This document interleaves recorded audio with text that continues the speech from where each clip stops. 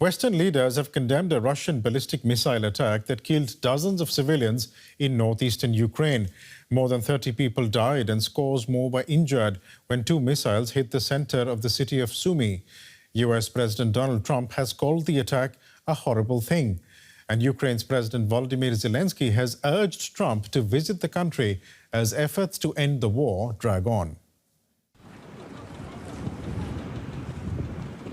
Scenes of death and utter destruction after Russian missiles struck the city center of Sumy, killing and injuring dozens of people,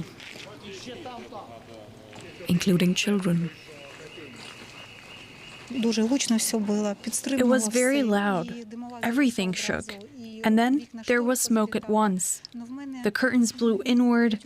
My windows faced the backyard, so they were skewed. Ukrainian officials say two Russian ballistic missiles struck the area. Civilians who were preparing to celebrate Palm Sunday were caught off guard. This woman's mother was injured. When the explosion happened, my mom was in the kitchen, cooking some food, lunch. Please have a look. A cupboard was here. Now it lies here on the floor. It fell and its doors cut her head.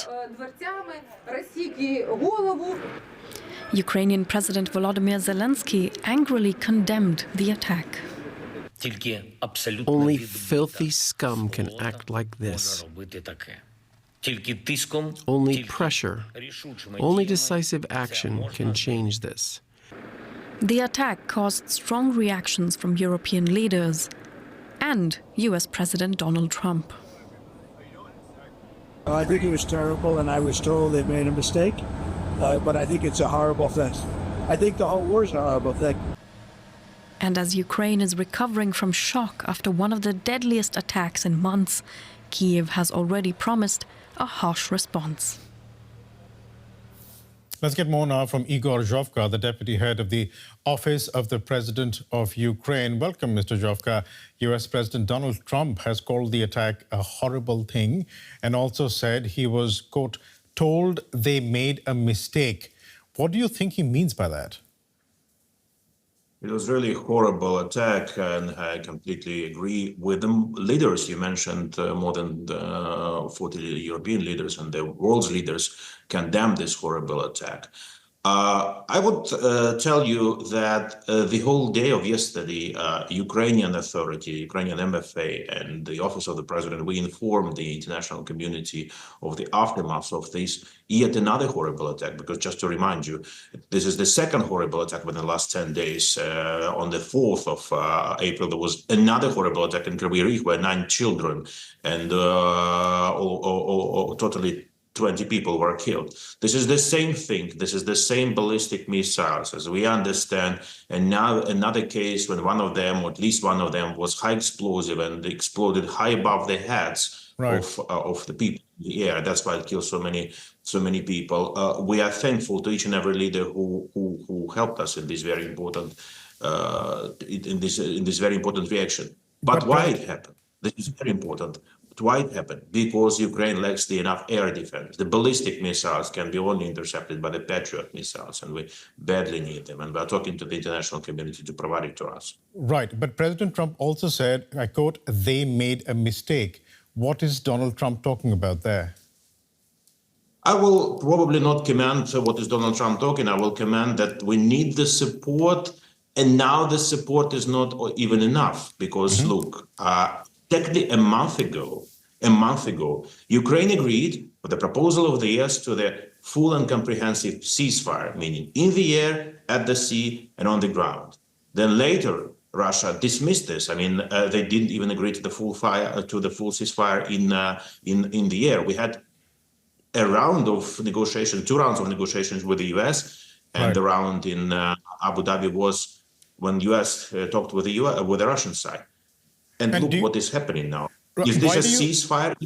I'm sorry to interrupt you, but why do you think Russia is not agreeing to that full ceasefire when Ukraine has? Because probably Russia wants to prolong the war. When they are talking one thing, they are agreeing to a so-called ceasefire in the energy infrastructure, for instance, Right. but at the same time striking at the energy objects, and we have these facts, and at the same time striking at the residential areas, because in our talks with the US side, we asked them to deliver to Russia, striking at the residential areas, at hospitals, kindergartens, and children's playground. This is not about ceasefire in the air. It's high time for the US side to react more strongly, to react maybe with more severe sanctions, because it's happening. And unfortunately, like I told you, it's happening more and more frequently. Just within the last 10 days, there's a second horrible attack. And we cannot rule out we'll repeat this further on, unfortunately. Are you unsatisfied with the way the US has been negotiating with the Russian side? I can only commend you with the way we are negotiating with the US. We're having absolutely constructive dialogue with the US. Like I told you, 2 rounds in Saudi Arabia. US knows all our position, all our demands. We're hoping it delivers to the Russian side. The main aim is to have a comprehensive ceasefire, and Ukraine is ready. But even when we are not having even the ceasefire in the air, what to talk about? But do you think that the US is being able to apply enough pressure on the Russian side? I think the US side has enough leverage of pressure in different domains. And are they using them? I think we heard it several times from President Trump that he is irritated, he's dissatisfied, and he understands that sooner or later the reaction should be tougher. But do you think that President Trump is going to be tough eventually on Russia? Because if you look at the latest tariff rollouts, Russia has been excluded from that entirely.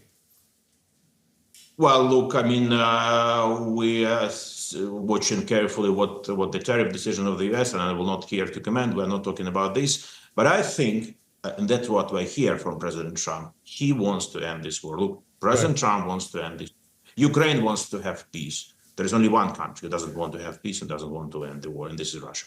President Zelenskyy has urged President Trump to visit Ukraine to better understand the situation before, quote, any kind of decisions, any forms of negotiations. Does that mean President Zelenskyy does not trust President Trump? No, that doesn't mean anything, because, I mean, they're having very good dialogue. The last phone conversation was very perfect, and we discussed many important things, including, by the way, how to strengthen Ukraine capacities. Once again, look, it's very important for us to have enough Patriot systems in Ukraine, because it's only Patriot systems who can intercept the ballistic missiles. And my president expressed his readiness even to purchase these Patriot systems from the US, other countries where they are situated. There are lots of Patriot systems in the world. We need just several of them, to protect more lives of Ukrainian civilians, children, mothers. And that's, I think, what the world can do. But is that message reaching the United States leadership? Because since President Trump has become president, no fresh aid has emerged from the United States for Ukraine. Once again, we're having a very good dialogue with the US side. And certainly, if you asked me in the beginning, yes, President Trump is always welcome in Ukraine. We are having many foreign leaders in Kyiv, and they all have the chance to see what is going on.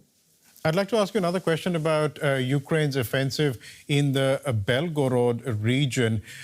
How is that going? Is that going to give Ukraine any leverage in any potential talks with Russia?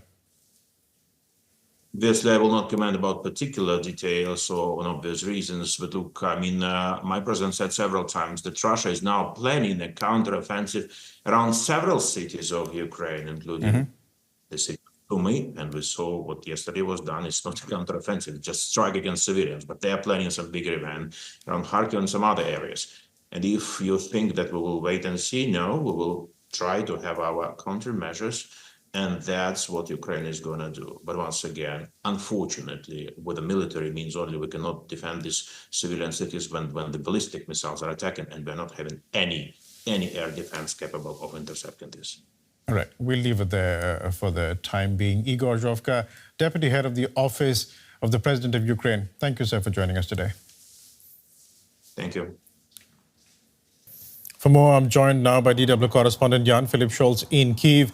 Jan-Philipp, do we know why Russia launched this missile strike? Well, it's been obvious now for some days that Russia has started a so-called spring offensive in the region of Sumy and in neighboring Kharkiv. There has been heavy fighting in the border region between Russia and the two regions. Political and military analysts say it's probably to strengthen Russia's position in possible future negotiations.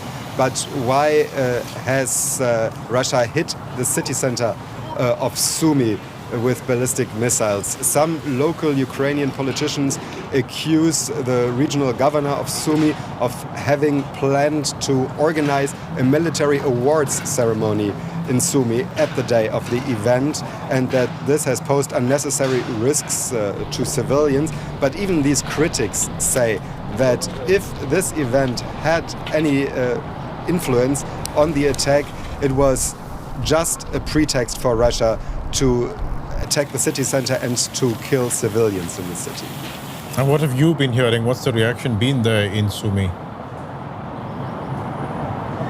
Well, people in Sumy are still heavily traumatized. A lot of people are still looking for news about their relatives. A lot of people say that they are afraid that there might be another strike.